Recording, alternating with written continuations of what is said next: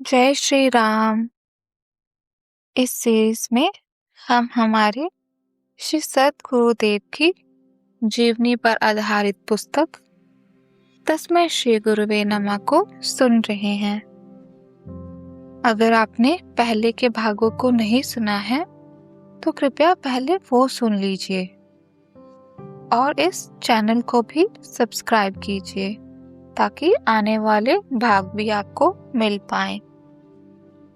आज के भाग में भावनगर के ईश्वर भाई जी का गुरुदेव के प्रति आकर्षण, गुरुदेव का भावनगर पधारना और द्रोण जंगल में जाना, वहां हुए चमत्कार और छबील रामदास जी की गुरु निष्ठा का वर्णन है। इसके अलावा बड़ौद में रहने वाले श्री राम प्रसाद जी का परिवार सहित भी वर्णन आया है। तो चलिए सुनते हैं। भावनगर के श्री ईश्वर भाई गोस्वामी लगभग हर साल चारों धाम की यात्रा पर यात्रियों को लेकर जाते थे। उनका यही धंधा था। सदा किसी न किसी महात्मा की खोज में रहते थे।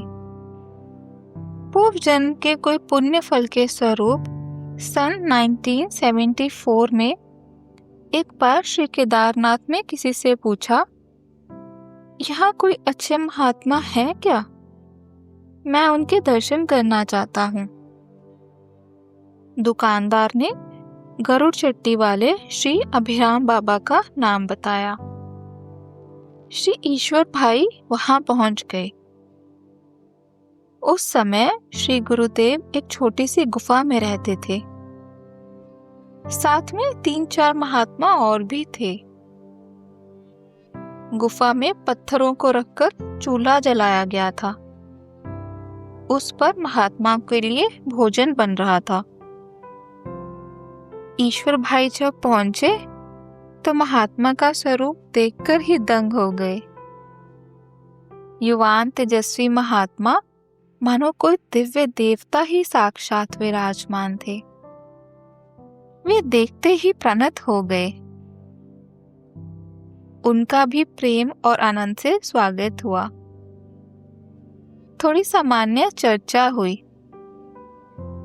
ईश्वर भाई को इतना दिव्य प्रेम और करुणा पहले कहीं भी देखने को नहीं मिली थी और उनको भी प्रसाद पाकर जाने की आज्ञा हुई। जब जाने का समय हुआ तो ईश्वर भाई को जाने का मन ही नहीं हो रहा था, परंतु यात्रियों को लेकर आए थे, जाना तो था ही।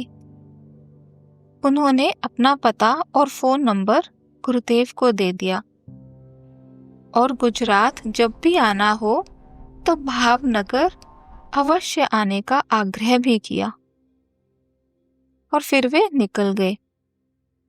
शरीर तो आगे बढ़ता गया परंतु मन वहीं रह गया।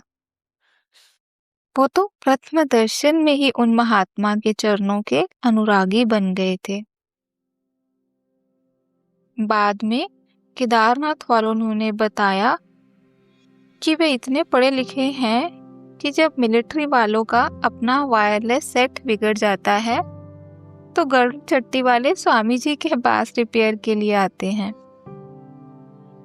उनका यह भी कहना था कि स्वामी जी माधवराव सिंधिया के सहपाठी रह रहे और एक समय था कि वे विमान के नीचे पांव तक नहीं रखते थे और आज सब कुछ छोड़कर त्यागी महात्मा बनकर साधु संतों की सेवा में लगे हुए हैं।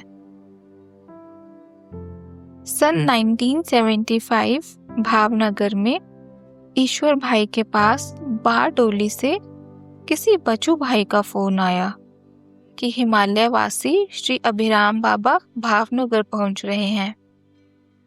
उनको अहमदाबाद में बस में बिठा दिया गया था। ईश्वर भाई का हृदय धड़कने लगा। जिनकी बहुत लंबे समय से आस लगाकर बैठे थे वे स्वयं चलकर उनके पास आ रहे हैं। वे तुरंत ही भावनगर बस डिपो पहुंच गए। रात को 11:30 बजे बस भावनगर पहुंची। महेश भाई ने देखा कि बस इतनी छोटी थी कि गुरुदेव को नीचे झुककर बस में से उतरना पड़ रहा था। वे रिक्शा में बिठाकर उन तेजस्वी महात्मा को अपने घर ले आए। ईश्वर भाई भावनगर के जागनाथ महादेव मंदिर के परंपरागत पुजारी थे। मंदिर के चारों तरफ प्राचीन शैली में कमरे बने हुए थे। एक कमरे में गुरुदेव का आसन लगाया। अपने संगी साथियों को बताया कि एक अत्यंत तेजस्वी महात्मा हिमालय से पधारे हैं। और फिर अनेक भक्तों का आवागमन शुरू हो गया। उनमें डॉक्टर मयंक भाई, श्यामजी भाई, पुलिस इंस्पेक्टर और बहुत से लोग थे। मात्र 2-3 दिन रुककर वे वहां से चले गए। उनको विमान मार्ग से बंबई पहुंचना था, परंतु सबको ऐसा मोहित कर गए कि लोग उनकी प्रतीक्षा में रहने लगे। प्रति वर्ष वे आते और 2-3 दिन रुककर चले जाते। उन दिनों जागनाथ महादेव में मानो मेला सा लग जाता था। प्रति शाम वे छत पर घूमते थे और कभी-कभी तो बच्चों के साथ कैरम भी खेलते।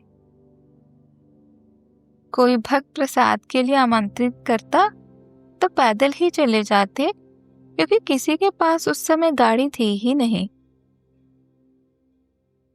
मनरूप गिरी जी उन दिनों बोर्डिंग में पढ़ते थे। वहां रामजी मंदिर देवादास बापू के दर्शनार्थ भी गुरुदेव जाते थे। वहां श्री शांति भाई भी परिचय में आए। एक मौनी बापू थे। वे तो श्री गुरुदेव के कंधे पर सिर रखकर रोते थे कि मेरे घर तो साक्षात श्री राम पधारे हैं।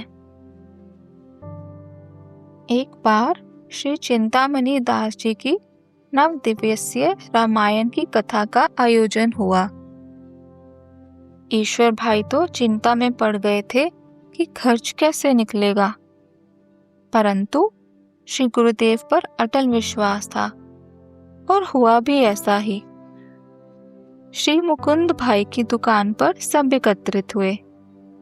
जयसिंह भाई ने पोस्टर पत्रिका बना दिए। बाबू भाई ने फूल हार का खर्चा उठा लिया। मनु भाई ने चाय नाश्ता तथा शाम के प्रसाद का आयोजन किया। बारडोली से बहुत भक्त कथा में पहुंचे थे। ऐसी अविस्मरणीय कथा का आयोजन हुआ कि सब देखते ही रह गए। अब तो यह क्रम बन गया था कि जैसे केदार बाबा के पट खुलते, श्री गुरुदेव वहां पहुंच जाते और श्री हनुमान गुफा में संतों का आवागमन शुरू हो जाता। पूरे 6 महीने केदार बाबा का पट खुला रहता। तब तक संतों की सेवा श्री हनुमान गुफा में चालू रहती। जैसे ही पट बंद हो जाते, श्री हनुमान गुफा से उतरकर श्री गुरुदेव भक्तों के आग्रह को ध्यान में रखकर भारत भर में भिन्न भिन्न स्थानों पर पहुंचते। कुछ दिन रुककर पुनः आगे बढ़ जाते। श्री राम टेकरी, गुजरी और बारडोली में भक्त समुदाय बहुत बड़ा होता जा रहा था। बारडोली में महेश भाई के साथ बच्चू भाई पंड्या, बच्चू भाई व्यास, हरि भाई, परसोत्तम भाई, भवन भाई, हितेश भाई, रमन भाई, इंदु भाई, प्रो मिस्त्री, बाबू भाई, राधे श्याम भाई, लाल भाई, विजय भाई, नरेश भाई जोशी, नरेश भाई व्यास और विनोद भाई शाह भी जुड़ गए थे। जब श्री राम भूमंडल पर आए थे, तब उनको कौन पहचान सका था कि वे साक्षात परम ब्रह्म हैं। वैसे ही श्री गुरुदेव के भक्तों को अटूट विश्वास है कि साक्षात श्री राम ही हमारे गुरु बनकर भव सागर से पार उतारने भूमंडल पर आए हैं। एक बार माघ मास में श्री गुरुदेव बारडोली में थे। शिवरात्रि का दिन था। बिली मोरा का रंग अवधूत मंडल श्री गुरुदेव के दर्शनार्थ आया था। वे लोग श्री गुरुदेव की विशेष पूजा करना चाहते थे, परंतु भीड़ के कारण यह संभव नहीं हुआ। सायंकाल श्री गुरुदेव का व्यारा की ओर प्रयाण था। श्री गुरुदेव उन दिनों फलाहार करते थे, पादुका भी नहीं पहनते थे। श्री महेश भाई, बच्चू भाई पंड्या और साथियों के साथ सब केदारेश्वर महादेव के दर्शनार्थ पहुंचे। वहां दर्शन करके श्री गुरुदेव समाधि में बैठ गए। उसी समय रंग मंडल भी वहां पहुंच गया। श्री गुरुदेव को विक्षेप न हो उस प्रकार उन सब ने पूजा कर ली और उनकी इच्छा पूर्ण होने से सब बहुत प्रसन्न हो गए। श्री गुरुदेव लगभग 1 आध घंटे के पश्चात समाधि से उठे। बोले जलपान। उनको जल भरा तुम्बी पात्र दिया गया और उसको पीने के पश्चात फिर से कहा जलपान। दूसरा कमंडल जल पिया और बाद में व्यारा की तरफ आगे बढ़े। लगभग 15 किलोमीटर पश्चात बाजीपुरा आया। तब श्री गुरुदेव बोले पशुपतिनाथ में मात्र जलाभिषेक करके आ गए। तब सबको समाधि अवस्था का रहस्य समझ में आया। व्यारा पहुंचते रात्रि हो गई थी। फिर भी व्यारा के हर्षद भाई और डॉक्टर कौशिक भाई आदि बहुत भक्त पहुंच गए थे। वहां सत्संग हुआ। दूसरे दिन श्री गुरुदेव जी की द्रोण जंगल में जाने की इच्छा हुई। डॉक्टर कौशिक भाई ने टेम्पो किराए पर लिया और फल फूल लेकर सब सोनगढ़ के पास घने जंगल में द्रोण गुफा तक गए। बहुत कठिन खड़ी चढ़ाई गुरुदेव ने बहुत सरलता से कर ली। सबके पहुंचने के पश्चात अनेक प्रकार की वनस्पतियों के विषय में श्री गुरुदेव ने बहुत जानकारी दी। दोपहर को फलाहार किया और लौटने लगे तो टेम्पो चला ही नहीं। ड्राइवर प्रयत्न कर करके थक गया। सब परेशान, जंगल में अब क्या करें। बात श्री गुरुदेव तक गई। वे उठे और टेम्पो में बैठ गए और ड्राइवर से कहा स्टार्ट करो। और परम आश्चर्य, गाड़ी स्टार्ट हो गई। जंगल से बाहर आए और रास्ते में एक घर के सामने तक गाड़ी पुनः रुक गई। उस घर वाले बाहर आए तो प्रसन्नता से झूम उठे, क्योंकि वे श्री गुरुदेव से मन ही मन प्रार्थना कर रहे थे। उन्होंने श्री गुरुदेव का पूजन किया और गाड़ी पुनः स्टार्ट हो गई और वे सब फिर से बारडोली पहुंच गए। श्री महेश भाई कहते हैं कि यह सब तो श्री गुरुदेव की ही लीला थी।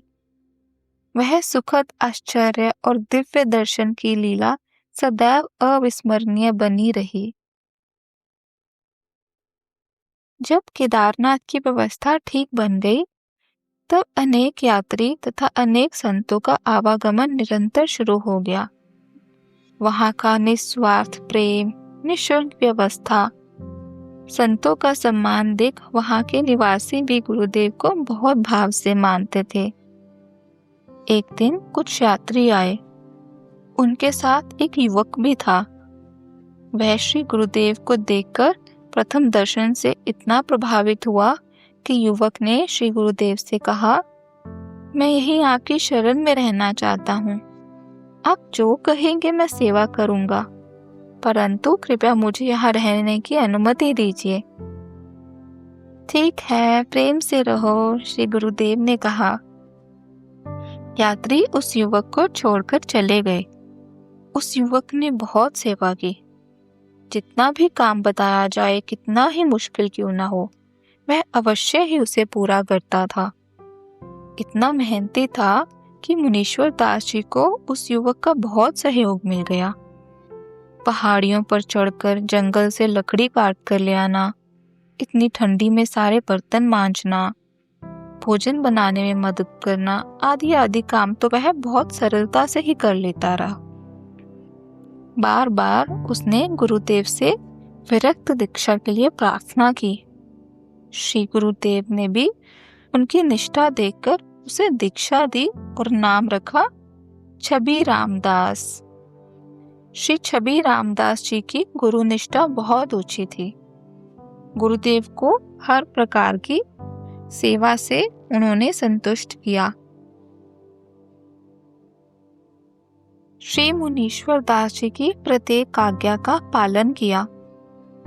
कुछ वर्ष के उपरांत श्री मुनीश्वर दास जी ने अपनी साधना हेतु केदारनाथ जाना छोड़ दिया, तो वहां की आश्रम की हर प्रकार की व्यवस्था को श्री छबी रामदास जी ने बहुत कुशलता से संभाल लिया। सन 1975 की बात है। श्री गुरुदेव श्री राम टेकरी पर थे। बहुत भक्तों का आवागमन होता रहता था। बड़ौद में रहने वाले श्री राम प्रसाद जी और भगवती देवी शिक्षक का काम कर रहे थे। जब जब भी श्री गुरुदेव श्री राम टेकरी पहुंचते तो दोनों अपने बच्चे नरेंद्र और रमा के साथ शनि रवि चले जाते थे। लगभग 12 किलोमीटर की यात्रा पैदल करके वे दोनों बच्चों को कंधे पर बिठाकर हर शनिवार श्री राम टेकरी जाते ही थे। उस समय यातायात का कोई साधन था नहीं। बाद में जब बस चलने लगी तब रमड़ी तक बस और बाद में पैदल जाते थे। 5 वर्ष का नरेंद्र जब भी जाता श्री गुरुदेव से मोटर ही मांगता था। उसे मोटरों का बहुत अधिक शौक था। एक दिन श्री गुरुदेव ने उसे हाथ पकड़कर कुएं पर लटका दिया और कहा, इसमें चले जाओ, मोटर जरूर मिल जाएगी। परंतु नरेंद्र रोने लगा तो गुरुदेव ने उसे बाहर निकाल लिया। परंतु श्री गुरुदेव कहाँ किसी की इच्छाओं को अधूरा रहने देते हैं। आज नरेंद्र शर्मा की राजस्थान 12 में अपनी ट्रांसपोर्ट कंपनी है। मोटर ही मोटर उनके आसपास घूमती रहती है। एक बार श्री राम प्रसाद जी परिवार के साथ श्री राम टेकरी गुरुदेव के दर्शनार्थ पहुंचे। श्री गुरुदेव ने श्री राम प्रसाद जी को कहा कि बच्चों के साथ यहाँ रुकना ठीक नहीं है, नजदीक में मालीपुरा या कहीं और चले जाओ। परंतु वे तो गुरुदेव के चरणों में ही गिर गए। भगवान, हम तो आपके साथ रहना चाहते हैं तथा आपके दर्शन हेतु ही यहाँ आते हैं, हम तो कहीं नहीं जाएंगे। और वे सब पेड़ के पास छोटा कच्चा सा चबूतरा था जिस पर कभी यज्ञ हुआ था, वहीं पत्थर की दीवार के पास खजूर के पत्तों की चटाई लगाकर वे दोनों अपने बच्चों के साथ सो गए। हुआ यह है कि रात में बहुत जोर से तूफान आया और इतनी हवा चली कि बहुत पेड़ गिर गए। यज्ञशाला का भी बहुत सामान उड़ गया। परंतु श्री राम प्रसाद जी और भगवती देवी ने देखा कि श्री गुरुदेव चबूतरे के ऊपर चक्कर लगा रहे थे। हवा इतनी थी कि 2 व्यक्ति आपस में बात भी नहीं कर सकते थे। परंतु भगवती देवी की साड़ी का पल्लू भी नहीं हिल रहा था। इस प्रकार उनकी रक्षा हुई। वे लोग बहुत पछताए कि श्री गुरुदेव की बात नहीं मानी और गुरुदेव को परेशान किया। सन 1977 में उस समय टेप रिकॉर्डर नया नया निकला था। श्री गुरुदेव ने नरेंद्र से कहा कि हमारे पास भी एक नरेंद्र है, तुम जो बोलोगे वही वो बोलेगा। तुम कौन सी कक्षा में पढ़ते हो? 3री कक्षा में। तो गुरुदेव ने कहा, तीसरी कक्षा की कोई कविता सुना दो। उन्होंने सुनाया, उठो लाल अब आंखें खोलो, पानी लाए मुंह धो लो, बीती रात कमल दल फूले, उसके ऊपर भंवरे झूले। ये नरेंद्र ने कविता गाई। बाद में श्री गुरुदेव ने अपनी टेप चलाई और वही कविता सुनाई। तब नरेंद्र को लगा कि सही में गुरुदेव के पास कोई दूसरा नरेंद्र भी है। जीवन में पहली बार टेप को जो देखा था। आज का भाग यहीं समाप्त हुआ। आशा करती हूँ आपको बहुत आनंद आया होगा और ऐसे ही आगे के भागों को सुनते रहिए। जय श्री राम।